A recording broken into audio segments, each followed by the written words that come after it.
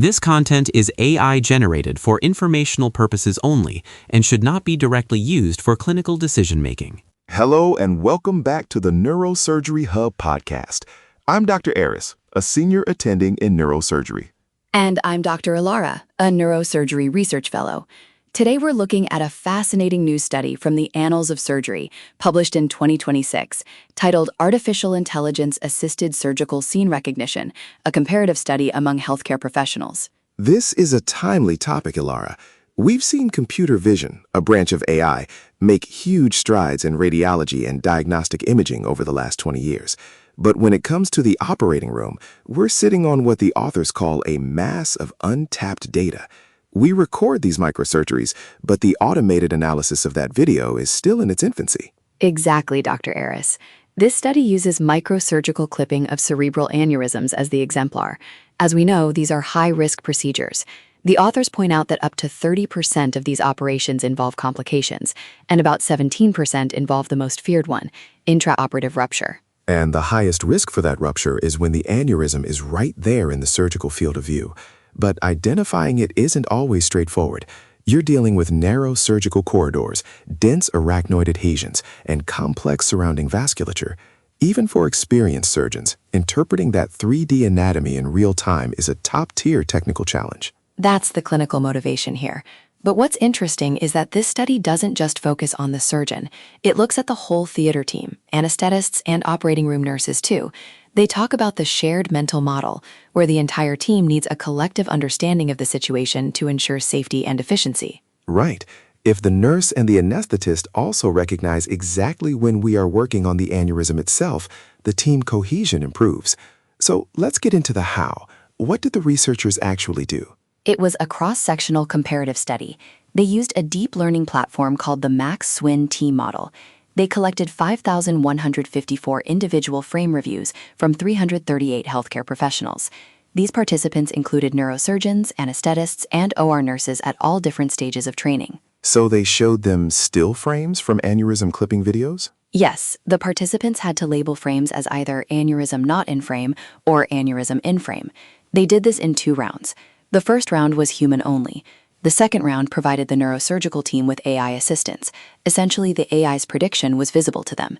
They then compared human-only, AI-only, and AI-assisted human groups. I think many of our listeners might assume the AI would just outperform the humans across the board, or that it would only help the residents who were still learning the anatomy.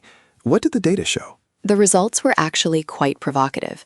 Overall, healthcare professionals correctly labeled 70% of frames without AI assistance.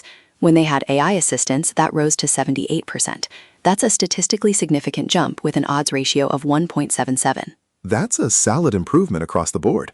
But there was a specific breakdown by experience level, wasn't there? This is the most striking part of the paper. We often think of AI as a crutch for juniors, but in this study, the neurosurgical attendings showed the greatest improvement. They went from 77% accuracy alone to 92% accuracy with AI assistance.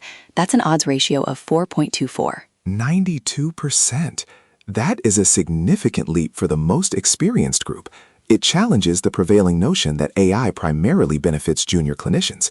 It suggests that when you combine the nuanced judgment of a senior attending with the pattern recognition of a model like Max-Swin-T, you get a superior result than either could achieve alone. It really does.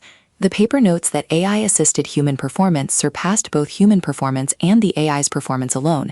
It highlights AI as an essential component of modern surgical practice, rather than just a training tool. Let's dive deeper into why the attendings might have seen such a massive boost. In vascular neurosurgery, the difference between a small bulge in a vessel and the actual aneurysm neck can be subtle on a 2D screen, even if you have years of experience. The AI might be picking up on textural features or edge gradients that the human eye might overlook during a quick review of frames. And the authors emphasize that this benefit wasn't just for surgeons. Accuracy improved across all subspecialties and experience levels. For an anesthetist or a nurse, having that AI-confirmed aneurysm in frame tag can be a trigger for heightened situational awareness. If everyone knows we are on the aneurysm, the shared mental model is reinforced. It's about reducing the stress burden and facilitating rapid problem solving. If a rupture occurs, you don't want the team to be a second behind in realizing where the source is. Exactly. The paper mentions that communication breakdowns and misunderstandings are major contributors to adverse events. By using computer vision to provide a third eye that labels the surgical scene, you're essentially providing a real-time, objective commentary that the whole room can see. Now, the Max-Swin-T model itself, the paper mentions it's a deep learning platform. While we won't get too into the computer science of it, it's part of a suite of advancements, including phase recognition and instrument segmentation. This study specifically focused on scene recognition. Right, and while this study used still frames, the implication is that this will eventually be integrated into live video feeds. Imagine a heads-up display in the microscope or on the OR monitors that highlights the aneurysm or warns when the field of view is moving into a high-risk zone. It's a glimpse into the future OR, but we should be clear about the limitations mentioned. This was a cross-sectional study using still frames. Real surgery is dynamic.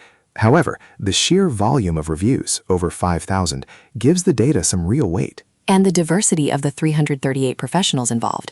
It wasn't just one center. They had a broad range of participants, which makes the finding about attendings even more robust. It wasn't just a fluke at one institution. So, for our residents listening, don't think AI is going to replace the need to learn your anatomy. But for the attendings, don't think you're beyond needing AI assistance. The data suggests we might be the ones who benefit the most from these systems in terms of reaching that near-perfect accuracy. It really does. The paper notes that AI shouldn't just be viewed as a tool for the inexperienced, but as a crucial role player throughout the surgical hierarchy. It's about that synergy, human intuition plus machine precision. This study on cerebral aneurysms is a perfect proof of concept because the stakes are so high. If we can improve detection and recognition by 15 or 20% for an attending, we are talking about a significant impact on patient safety. And as the study suggests, moving these benefits from the untapped data of video archives into the actual operating room is the next great frontier in neurosurgery. Well, that's a perfect place to wrap up. A very interesting look at the Max-Swin-T model and the future of vascular neurosurgery. Thank you for joining us on the Neurosurgery Hub podcast. We'll link the full Annals of Surgery paper in the show notes for those who want to see the specific odds ratios and the frame-by-frame analysis. I'm Dr. Aris. And I'm Dr. Alara. We'll see you in the next episode. Stay sharp.